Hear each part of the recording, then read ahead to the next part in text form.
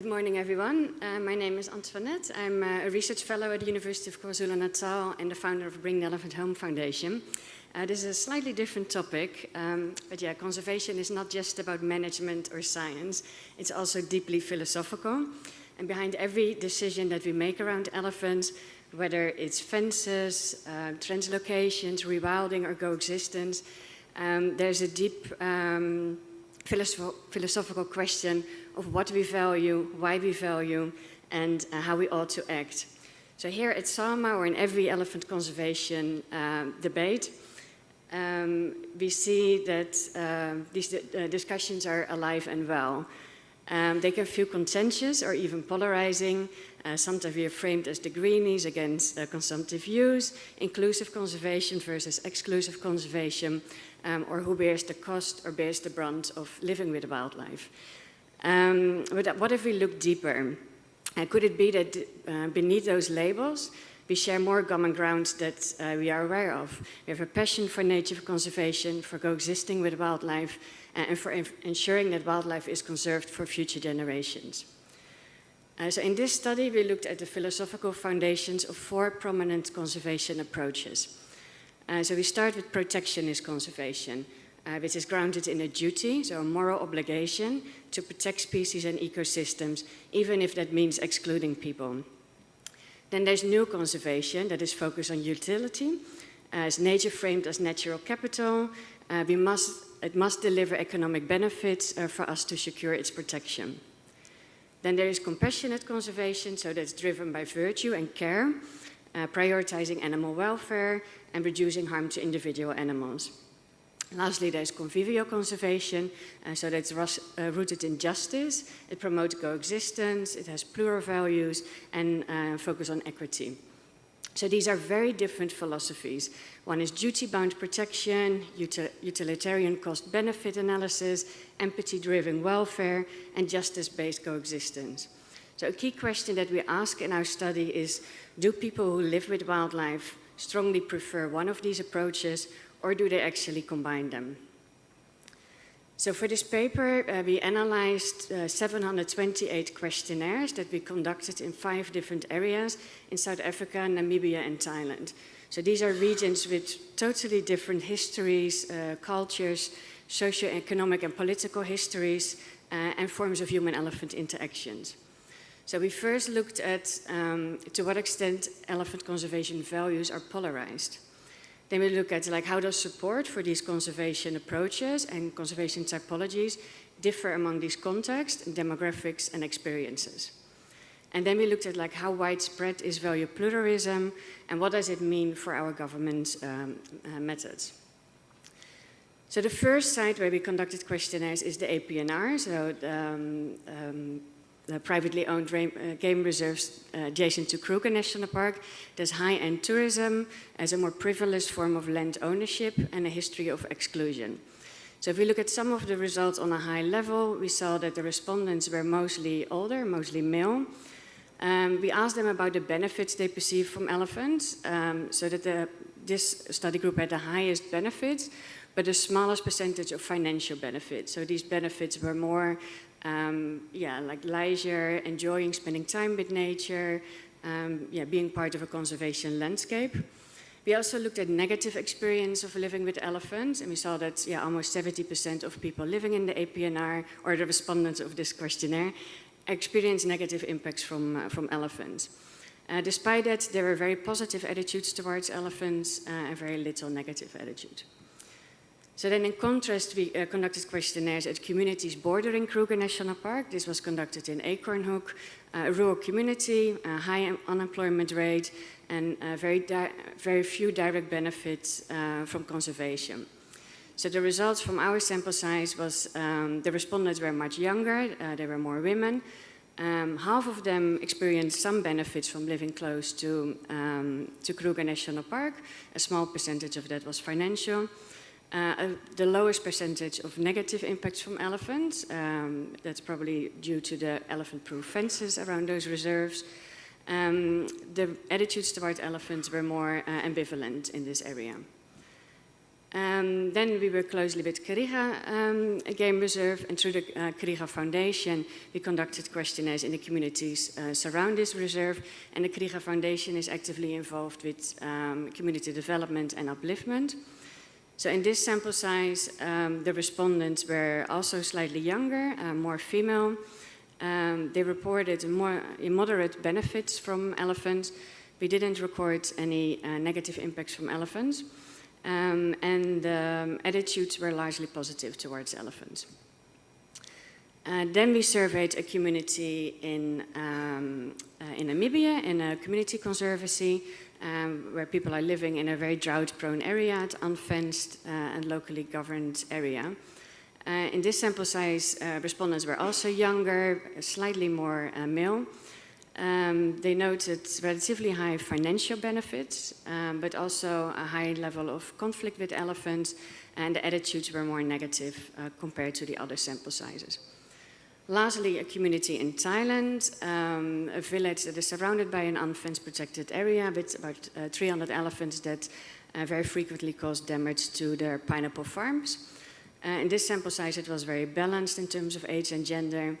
A large proportion experienced benefit. It was the largest financial benefits from elephants through ecotourism and community-based safaris. It had the highest percentage of negative impact from elephants. So almost 80% of the respondents in this community experienced crop damage on a regular basis. But surprisingly, the attitudes were by far the most positive compared to the other groups. So what we did in our questionnaire is that we used 32 value statements, so kind of thought-provoking statements, and maybe a like-it scale in how strongly people would agree or disagree with those. We classified these statements in 4 different categories. For example, we had statements that were mostly intrinsic, such as nature should be conserved for nature's sake. Instrumental values, such as elephants are important for tourism and to create jobs. Relational, meaning like local people should be involved with elephant conservation or the cultural values of elephants, and then moral statements related to animal welfare or global trade. So here we see the results of those 32 like-it skills, and it shows that there is variation across sites. So on the left we have the APNR, and on the right we have Thailand, but it also shows a very clear similar pattern. Statements about animal welfare or having more space for elephants was largely supported strongly everywhere, but there was also some contrast, for example, amongst consumptive use that was rejected in Thailand but supported, for example, in Namibia. This already shows that there is common ground, and it shows where these divisions would emerge. So in this scatter plot, you see all those 32 statements, and we looked at the spread of responses with the standard deviation, and then their concentration about extremes. And what we see here, that most statements fall in a consensus zone, some with a few extremes, but most importantly, it shows that none of the statements really fell into like the full polarization quadrant. So that confirms that while opinions might differ, they don't split into entrenched opposing camps.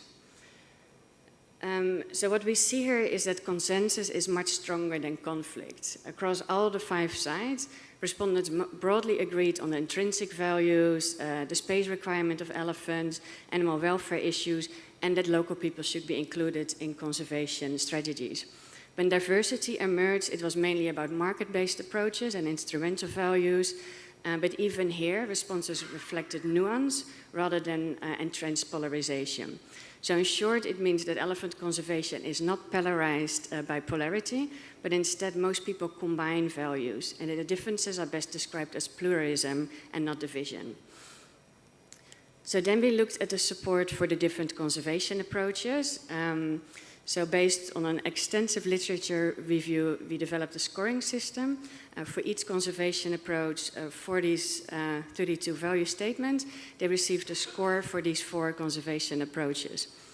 So what we saw here was that across all sides, compassionate conservation, surprisingly, had the highest overall score, especially in the APNR in Thailand, but it was also the more polarized conservation approach. Convivial conservation came second.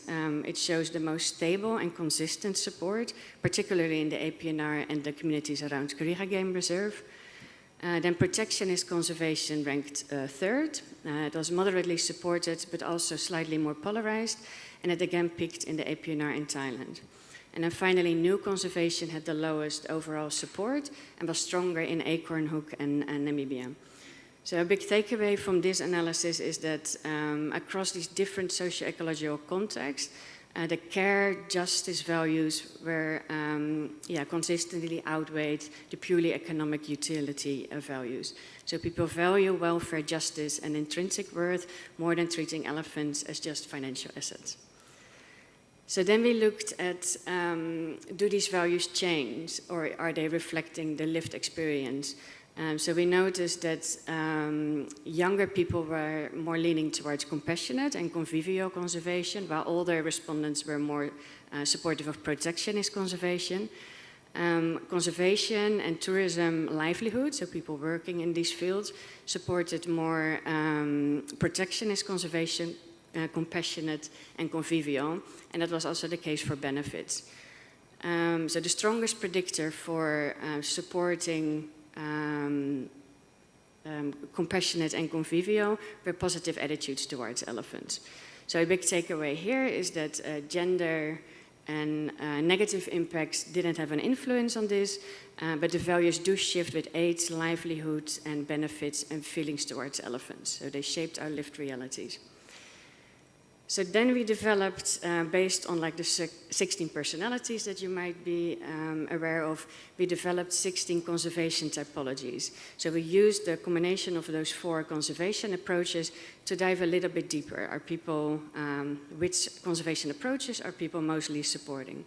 So the most common type was, we called it a just guardian, so high support for protectionism, compassionate and convivial. And it shows that most respondents don't fit into one camp. They blend philosophies in practice.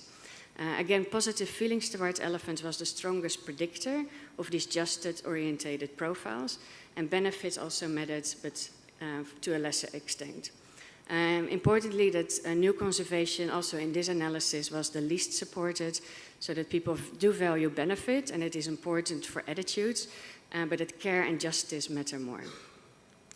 Then we looked at like how plural people really are, and this overview shows like that most people were pluralist aligned, so they supported at least 3 approaches, and that very few people only supported one approach. So it again shows that these philosophies, a pluralist philosophy, how that lives in practice. So let's go back to Sam's question that we heard yesterday, to kill or not to kill an elephant. That could also be a dividing question. This is one of the statements in the questionnaire, and as we look at these results, so from yellow till red is from slightly disagree to strongly agree, it shows that the majority of the people living with elephants do not agree with killing as an answer. So this is important that even in areas where people live with elephants and they cause damage to their property, people lean towards coexistence, care, and non-lethal interventions.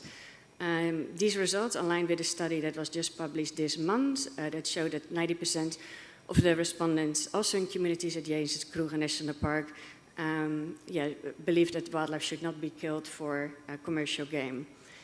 Very quickly about the One Wellbeing Framework, I presented it last year, but Audrey mentioned it yesterday. So when we reject that, it doesn't mean like we ignore the conservation challenge. It means that we broaden the scope of our decision making. And by using a framework like the One Wellbeing Framework, we just don't only look at kind of the short-term direct implications of our interventions, but using a much broader lens. That can help us in framing like what interventions are acceptable and what will be preferred interventions. So to conclude that despite our differences, we share more than we often realize. The real challenge is how can we all join forces in shaping our shared future, one that might require compromise. Our results also show that conservation is not as polarized as we think it is. People already share and combine protection, care, and coexistence in practice. The results also remind us that conservation at its heart is about values, and it's about the dignity we want to extend to other species. So creating shared ethical floors using dignity, right, and welfare that can create a moral framework to guide our action. So instead of asking, do we kill or do we not kill, maybe a deeper question is what kind of relationship do we want to build with the natural world, and what kind of conservation legacy do we want to leave for future generations. And here, the people who live closest to the elephant are showing us a way. Thank you so much.